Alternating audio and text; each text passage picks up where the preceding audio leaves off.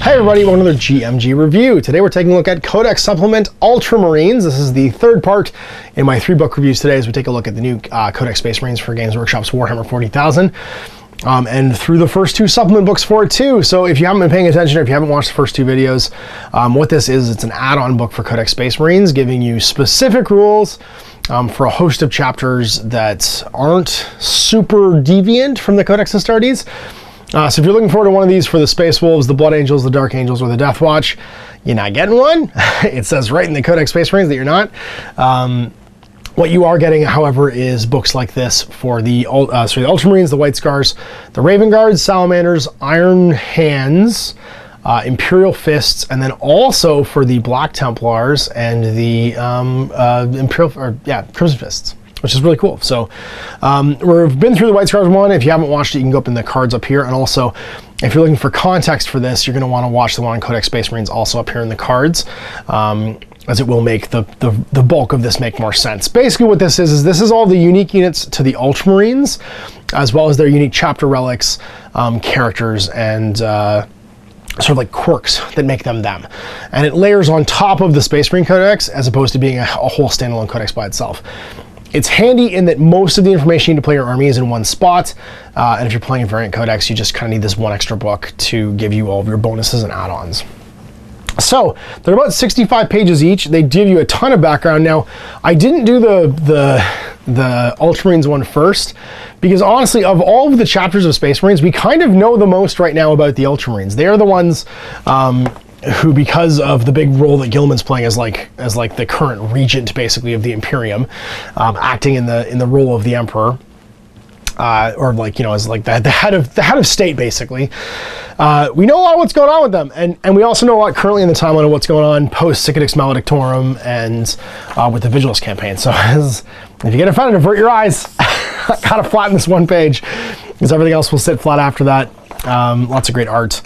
And these follow the same format. So the previous one I did on the White Scars, this does follow the same format where it gives you a company by company breakdown of the chapter itself, the Ultramarines, followed by some of their successors and like the people that are, you know, sort of the main players in the chapters that have spawned out of the Ultramarines, which is a lot. So they had to be kind of choosy because something like, I can't remember the percentage, I'm gonna make this number up, but it's something like half almost of all Space Marine chapters that were founded from the 2nd and 3rd founding on were Ultramarines because they had like the most stable gene seed. A huge proportion, let's just say that. I don't remember the actual number. Yeah, but then you've got the Annals of the Ultramarines and then all their characters and their stats and stuff. So lots of great color photos. We got Girly Man fighting a much larger Typhus. It's funny when you see him next to Typhus and you realize, not Typhus, Mortarion. That's wrong with me. When you see him next to Mortarion, you realize how small he actually is. Like, he's huge compared to a Space Marine, but Mortarion is just ginormous by comparison. I mean, he's a Demon Primarch, so I guess, but like, apparently his armor grew too. A lot of the new tanks in the background here too, the laser destroyers, and the weird new float rhino, the Razorback. The first among equals, Daddy's favorite boy, that is Robot Girly Man. And then all of the company stuff. First company, second company. Is Agemon still the head of, I think he's dead. Agemon dies at some point. Is Agemon still the head of the company? I want to see. First company it is still Agemon. Severus Agemon. Oh, interesting. I thought he was dead for some reason. I thought Severus Agemon had died with his bolter plasma gun. I have a personal connection to First Company Captain Agemon because it was my buddy's personal Space Marine captain for a long time that he liked to convert. 4th Company, 5th Company, 6th Company. Look at all you. I like that this one is just a nuclear explosion. The 9th Company, the Stormbringers. It's got a nuclear blast as its symbol. Makes me happy. A mushroom cloud. Chapter Command, Armory. Successor chapters, so the Sons of Guilliman, the Mortificators, the Eagle Warriors, Doom Eagles, Void Tridents, that's a new one, Dark Suns, the Doom Legion, and the Castellans of the Rift are all mentioned in here. Not the ones I was expecting. The Void Tridents, Castellans of the Rift, Doom Legion, and the Dark Suns are not ones I've ever even thought about before, although I've seen some of their, they've had mentions before. Eagle Warriors, Mortificators, Doom Eagles, and Sons of Guilliman are all classics. The Annals of the Ultramarines. Why are his eyes glowing? That's what I want to know. What's Guilliman's thing that his eyes start glowing? is he just that powerful? Age Darkness, all the Horus Heresy stuff, First Tyrannic War, the Rise of the Primarch, he's back in Primarch form. The Indomitus, the Indomitus Crusade, him taking the calls Frozen Marine Boys on his first big crusade. Marneus, so Roboot Marneus becoming the first of the Primaris conversions. The Honor Guard. Tigurius has a nice new sweet plastic model. Cassius, who has a nice new, or a nice old model and also a Deathwatch model. Sicarius, Cato Sicarius. Everyone hates Sicarius. Sergeant Tellian has rules again and background. Cronus, Tyrannic War Vets. Oh, all the classics. They're all in here in Pog form. And there it is. There's the like group shot of all the character bros from the new plastics all together. So Gilliman with bigly sized, extra big Marneus Calgar, new Tigurius, and his two Primaris Honor Guards. Hanging out, making the stabs, and then actually the classic ones too. So there's the old ones. I love this Chapter Champion. It's the only Ultramarines model I've ever painted. I think like up until the point that I did those ones for Kill Team. But I love that miniature, so I painted it. I painted it for a Games Day ages ago. It's a fabulous model. And I love Tellian, but I painted Tellian as a Blood Raven way back in the day. Oh, jungle plants. There's some old school terrain right there. You don't see those anymore. GW used to sell those jungle plants. Intercessors, all the new Primaris guys. All the newly new Primaris guys, so the Phobos dudes and friends. There's not an Incursor in here. So I still don't know if they share a kit with that new kit or not. I don't think they do. It's all Intercessors. No, I don't think we've seen the kit yet. I went and looked it up online to see if I saw a preview for them. I don't think the Incursors are probably a new box set that hasn't been revealed yet. At the time of me filming this, so remember, this is being filmed well in advance of the pre-order date, so Incursors might be a thing. They're in the main Space Marine Codex that we just haven't seen up to this point, so that's why I don't know what they are. So don't be like, Ash, they got previewed. I'm like, no, I did a Google search. They haven't been previewed when I filmed this. They don't exist, and I can't see any mention of them in the pictures in here. All right, so here we go. Point values. Cato Sicarius, he's 100 points. Cassius is 85. Chapter Ancient's 75. Chapter Champion's 55. Tigurius is 130. The Honor Guard are 20. Calgar's 200. Gilliman's 350. Cronus is 30. Tellian's 65. Tyrannic War Vets come in units of 4 to 10, and they're 16 points each, and the Victrix Honor Guard are 2 for 30. Per model, sorry, so 60 for the pair. Gilliman, hey, he's Gilliman.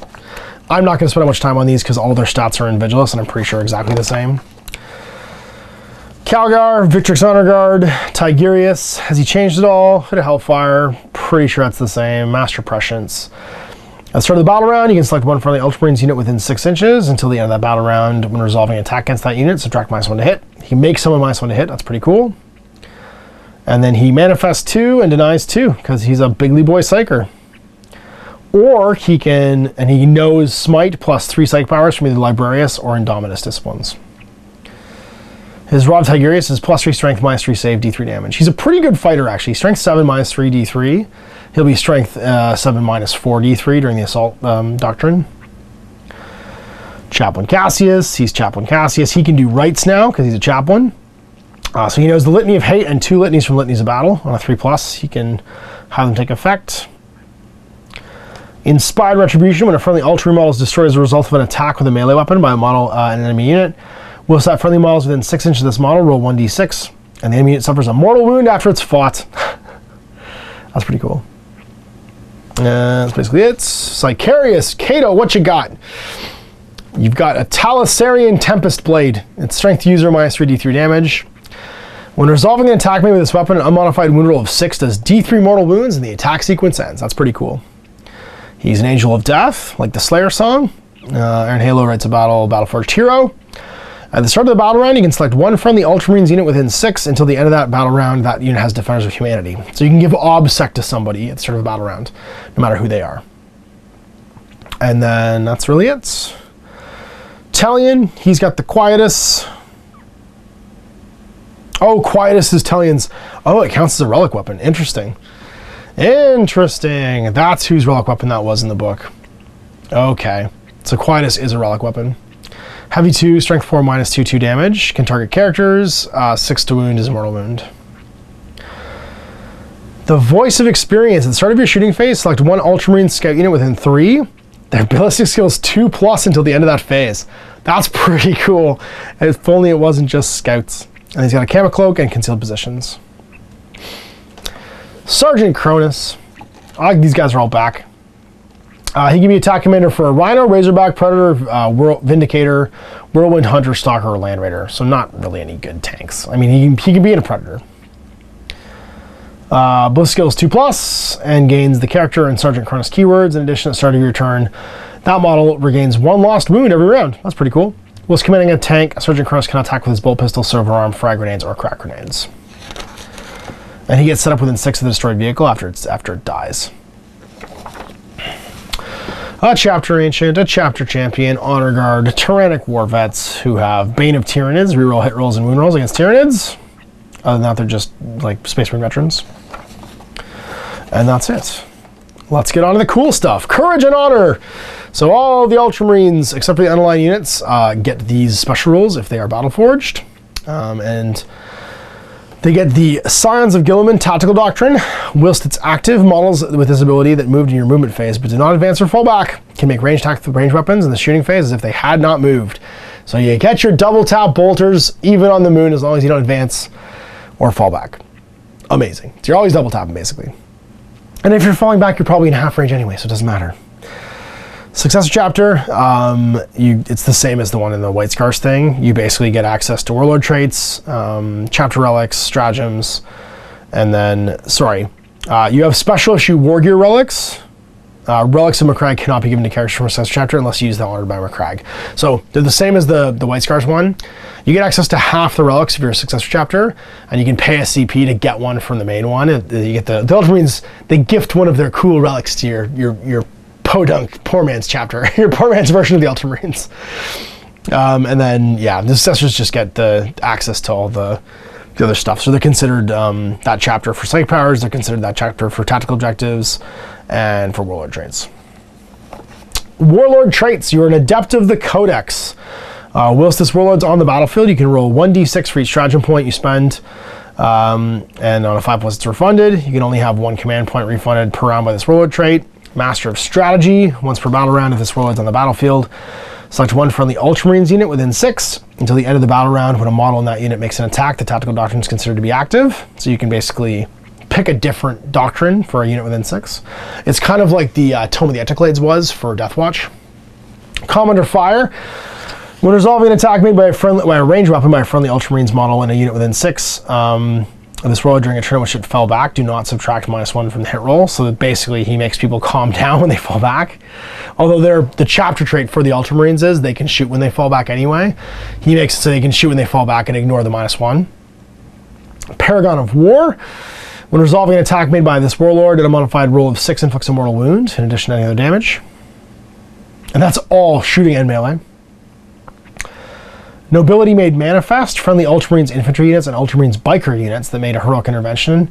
Can perform a heroic intervention as if they were characters when they're within 6 of the Warlord. And Warden of Macragge. This Warlord can perform a heroic intervention within 6 and can move 6 instead of 3. Sicarius has Paragon of War all the time. Cassius has Warden of Macragge. Tigurius has Master of Strategy.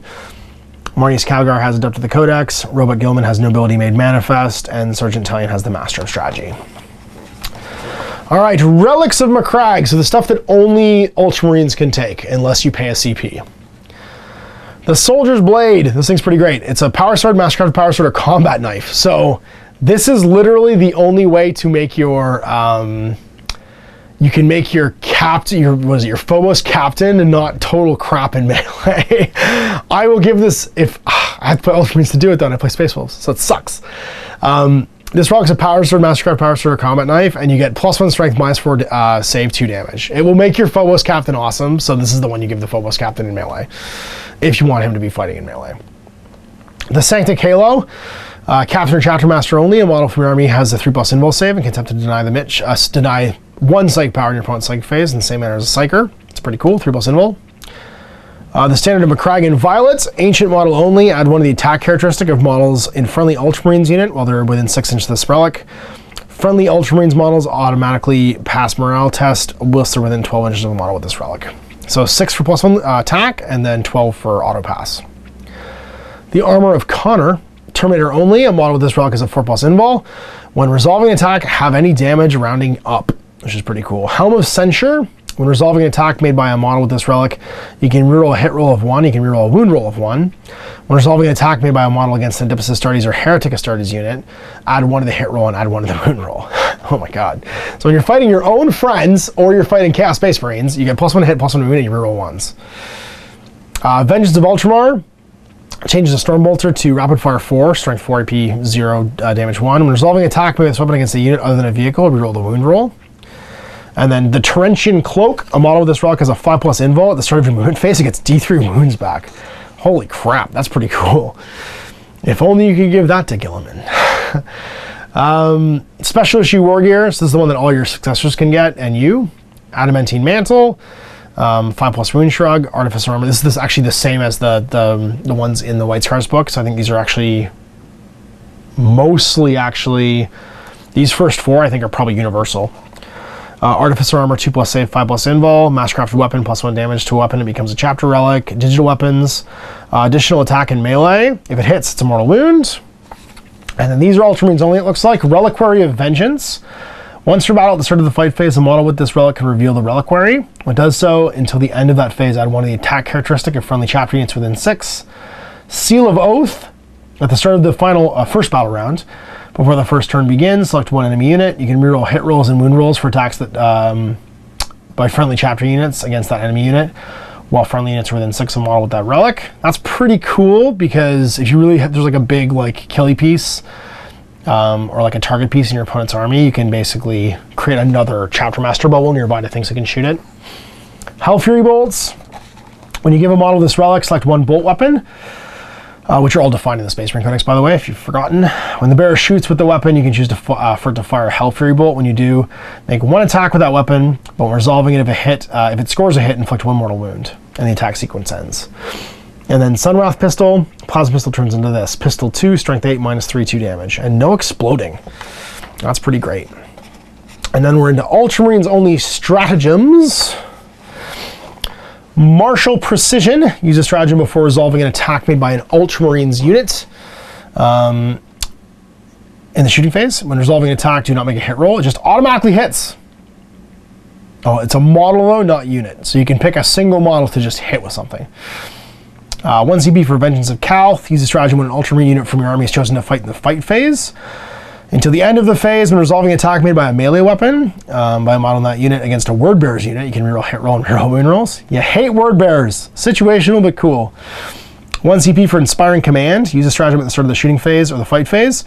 Select 1 Ultramarines Chapter Master, Ultramarines Captain, or Ultramarines Lieutenant model from your army. Until the end of that phase, the range of that model's aura abilities are increased by 3. That's pretty cool for making it. It doesn't work on Guilliman though. You can make a Chapter Master. You can make Calgar's stuff huge. 1 CP for Cycle of War. Use this stratagem at the start of the battle round if an Ultramarines warlord from your army is on the battlefield and the Assault Doctrine is active in the previous battle round. The current active doctrine is changed, so it's the Devastator Doctrine instead. 2 CPs for Rapid Deployment. At the start of the first battle round, before the first turn begins, select 3 Ultramarines units from your army. Remove them from the battlefield and set them up as described in the deployment section.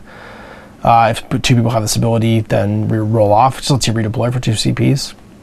1 CP for Sons of Guilliman. Use a stratagem when an Ultramarines infantry or Ultramarines biker unit from your army is chosen to shoot. In the shooting phase or fight in the fight phase, if that unit has the troop battlefield roll until the end of that phase, when resolving an attack made by that unit, you can reroll a hit roll. Otherwise, until the end of that phase, when resolving an attack made by that unit, you can reroll a hit roll of 1. Interesting. Avenge the Fallen. Use the stratagem when an Ultramarines unit from your army is destroyed as a result of an attack made by an enemy unit until the end of the battle round. So until the end of the battle, when resolving an attack made by an Ultramarines model from your army against that enemy unit, reroll hit rolls of 1. So if they kill something, you can make your whole army reroll 1s against it. 1 CP for Courage and Honor. Use a stratagem at the start of the morale phase. Add 1 to the leadership characteristic of Ultramarines models from your army until the end of the phase.